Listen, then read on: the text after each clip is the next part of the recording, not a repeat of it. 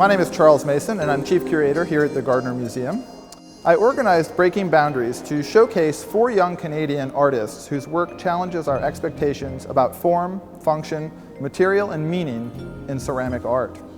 The 4 artists in the exhibition are Shary Boyle from Toronto, Marc Courtemanche from Regina, Saskatchewan, Carmela Laganse from Montreal, Quebec, and Tang from Kamloops, British Columbia. The 4 artists all come from very different artistic backgrounds, and their art looks very different from one another. But they share a common interest in exploring the cross-disciplinary nature of clay and also a non-prescriptive approach to the audience. I guess one of the things that drew me to these 4 artists in particular is the fact that their art encourages the viewer to bring their own experiences, memory, and imagination to help create meaning for the works in the show. When I grew up as a little boy, I used to go with my parents to antique stores and check out antiques, and I really appreciate the value of antiques. So when I went to grad school, I chose these objects because I knew there was more than just a chair. I like taking everyday objects and to make them special by changing them to ceramics.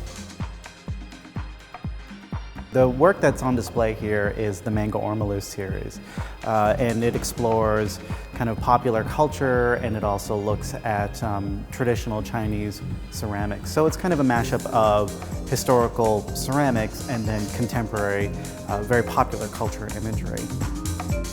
I'm an intermediate and interdisciplinary artist with a strong background in ceramics. I've had a very traditional background in ceramics. A lot of this work has to do with how objects that we interact with on an everyday basis affect our perceptions and our behavior. In terms of the actual idea of the work itself, the ormolu of the title of the work, Manga Ormolu, the ormolu part is in reference to an 18th century French practice. And it's also a German practice where they would bring in Chinese works. And then to make it more relevant to their own culture, they would add all this gold filigree and all this sort of Rococo stuff on it. And it would be really, really intense. And so I really like that idea of cultural appropriation. And so conceptually, I removed those gold filigree and all that ornate stuff and replaced it with robots and manga and sci-fi references that I'm really interested in. And I think as a culture, we're also very interested in.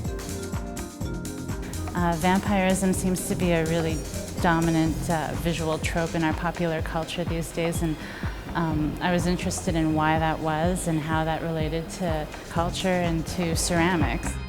These objects that exist in our cottages can be more than just objects. There's mysteries, there's histories, there's memories in them. So by choosing everyday object, they can relate to it because it's found in their house. They have that hammer that their grandfather had when they were young. So when they see my pieces, they can relate to it really quickly because they have it in the house. I think the other thing that I was interested in is this sort of idea of our consumer culture. Are we consuming or are we being consumed? I think a lot of these objects are sort of ergonomically designed for vampire feeding, which is in a way a little bit ridiculous, and that just sort of reflects the kind of consumer culture that we live in as well. My work and a lot of the other people that are showing here do ask of the audience to kind of go, well, you know, what is this about? What's going on here? So if the audience leaves asking more questions than they did coming in, well then that's awesome.